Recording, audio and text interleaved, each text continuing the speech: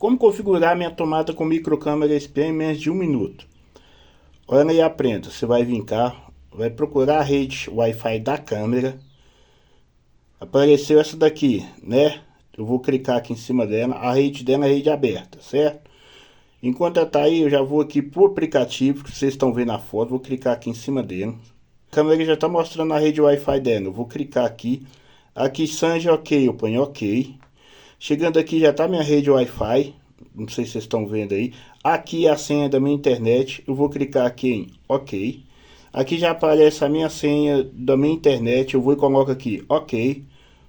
Pronto. Aqui agora aqui é só aguardar. Caso alguém tiver interesse em comprar uma tomada com microcâmera espiã ou qualquer modelo de tomada, é só entrar em contato comigo. Olha aqui. Aqui já apareceu câmera online. O que eu vou fazer? Vou clicar aqui em cima. Ó, cliquei. Quando aparecer aqui, eu vou aqui em skip, certo? Pronto.